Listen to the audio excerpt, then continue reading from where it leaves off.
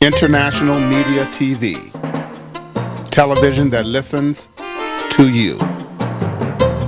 Hi, I'm Johnnie Burrell. Welcome to the program.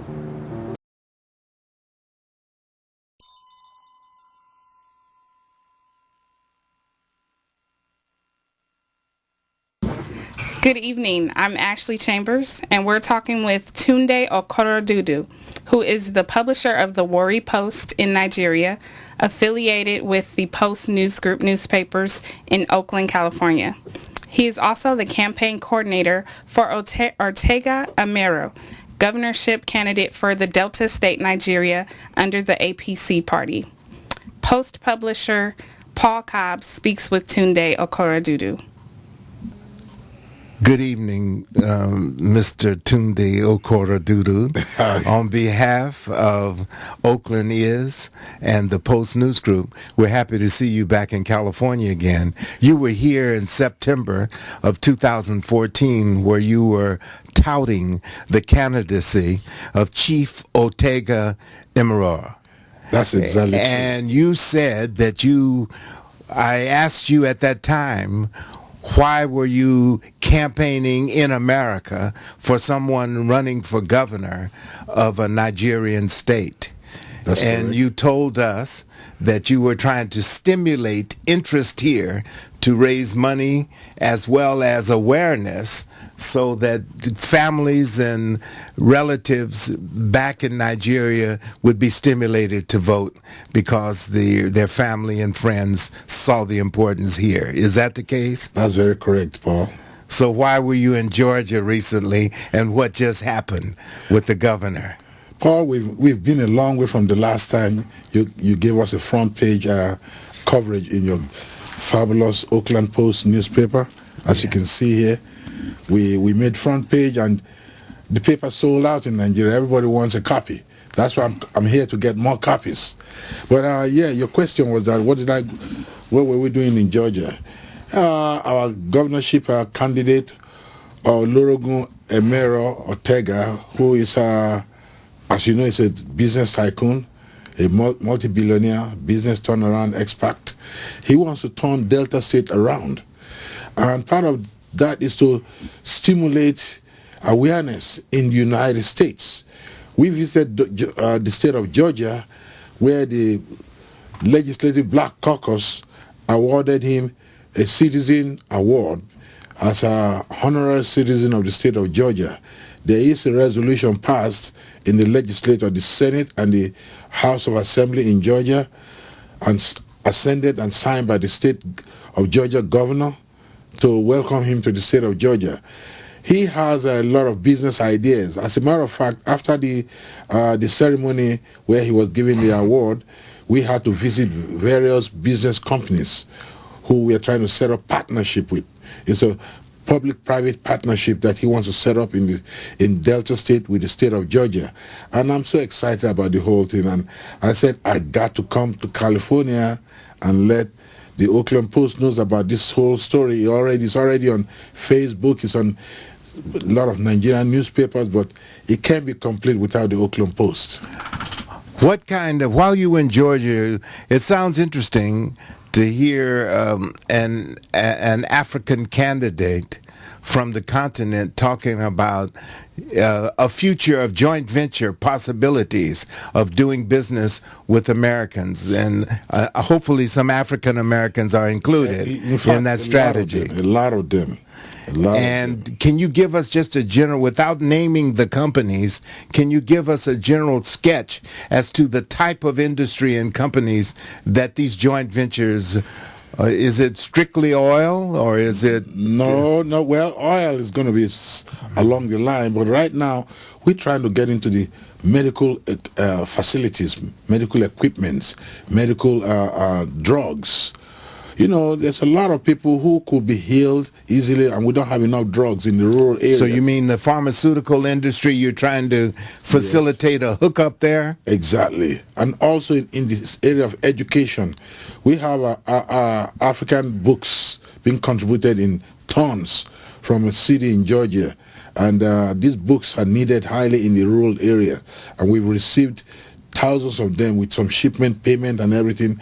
They're glad to really help us, help our people in Nigeria. Well, that's something we know about. I don't know whether you are aware of it or not, but the Oakland Post organized with the Ethiopian community. We sent more than 100,000 books to Ethiopia. Oh, that's the same kind of venture. And so is that the kind of venture that you're seeking, that kind of joint participation Exactly. with African-American companies or any company Any in America? companies, in America. any American company, but particularly So if the Post African-Americans. did an article where we interviewed you soliciting books, where would they send the books? See, Well, because when we did it to Ethiopia, we put them in a van at Laney College, and then we had Ethiopian Airlines and the shipping companies to take it over there.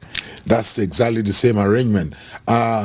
Our governorship candidate, Olorogun O'tega Emerhor, will be glad to pay the shipment and everything to make sure that those books get to the destination. And what kind of books are you looking for? We're looking for books from kindergarten through universities. Okay.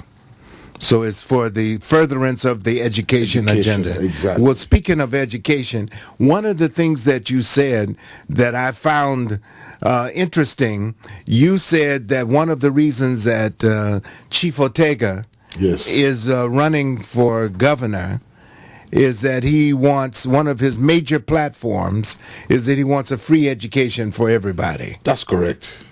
Because it's about time. We are a major oil producing state in Nigeria.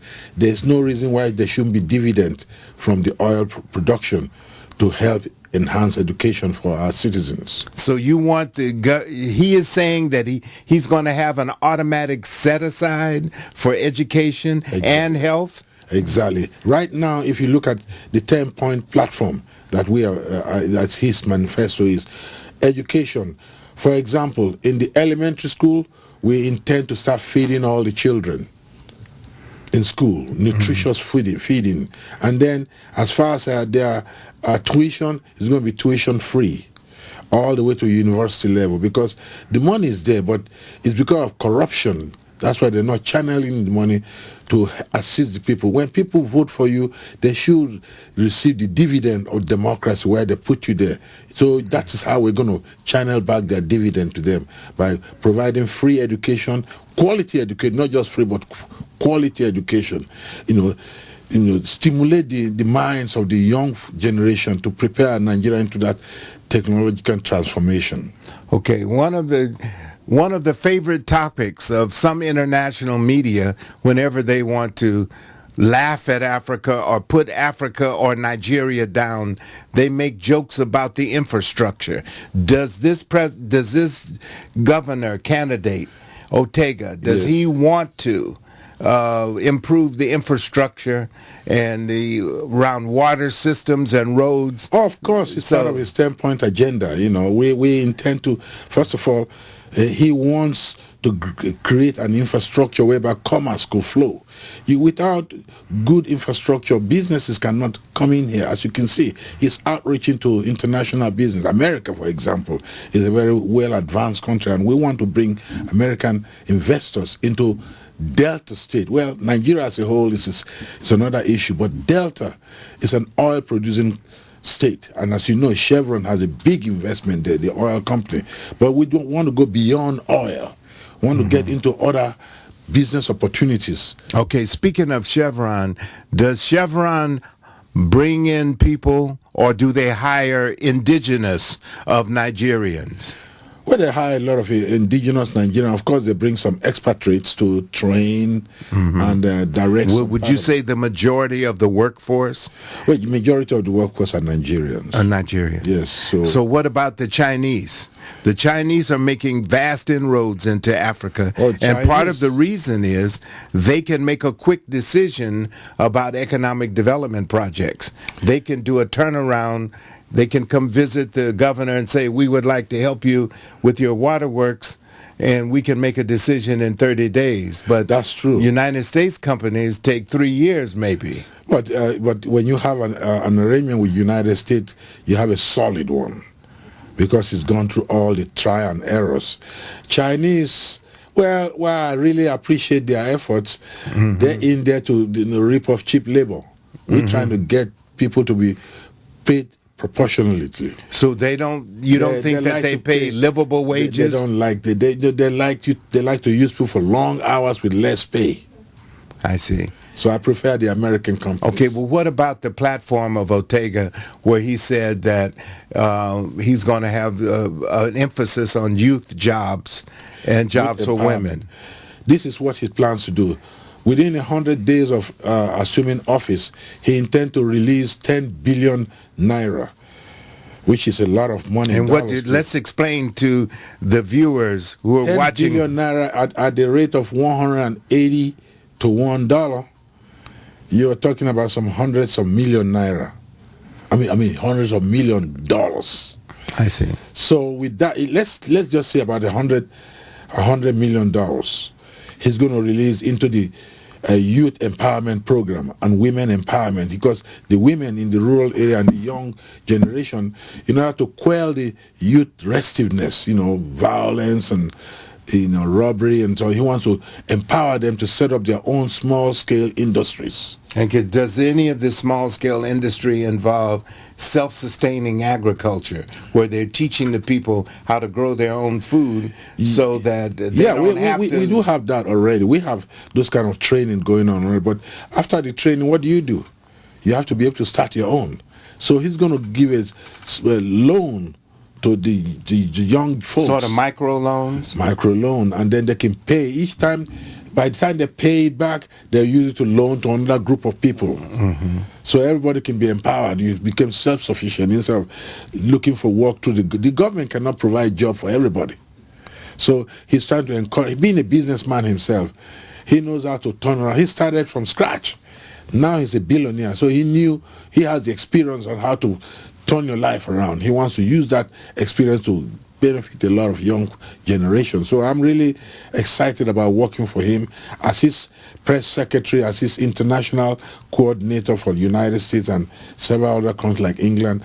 I'm very, very much excited about this job. We know we're going to win. As you know, our party, the All Progressive Congress, APC, is about to wrest power from the ruling party, the PDP, who has really wrecked our country. For 16 years after military rule, they've been in power. All our infrastructures are down. Corruption is at a high level. Our Honorable President, Goodluck Jonathan, is bad luck to a lot of us now. But we hope he will just leave after this election. On the 28th of this month, March, there will be the presidential election. We are supporting retired General Muhammadu Buhari, who is a very kind person. He has a lot of ideas on how to turn Nigeria around. He has zero tolerance for corruption, and that's what we really need in Nigeria. A lot of money has been siphoned out of Nigeria because of corruption, and we got to have a presidency who can stop it. Also, the issue of Boko Haram, which has now linked up with ISIS.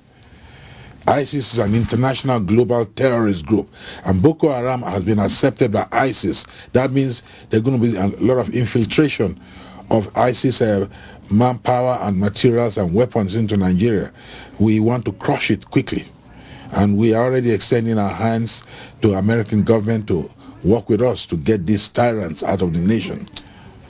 When you speak with such certainty about O'tega winning, do the Nigerians do polling like they do here in America? Do they take polls, to opinion polls? Oh yeah, I'll tell you why I know O'tega will win. Because Buhari is already going to win the election. In fact, President Jonathan had to manipulate to postpone the election. The election was supposed to be held on the 14th of February. It was postponed to the 28th of March because they want to make sure that there's a way for them to be able to rig the election so that they can win. But they're not going to win. If Buhari wins, we automatically win. You see, that's what they call the domino effect. Nigerians don't like to follow the losing party. Once Buhari wins, which is our own presidential candidate, you'll see Nigerians will start jumping ship and voting for O'tega en masse. Have you had anybody from Goodluck Johnson's party, Goodluck Jonathan's party to jump ship so far? Oh, we only had 9 governors in APC, but 7 more governors jumped ship and left the PDP, the People Democratic Party, and joined with us. So we have almost equal number of governors now. While the PDP out of 36 states have 20 governors, APC already have 16 governors in our camp, and we intend to take over and have more governors after this election.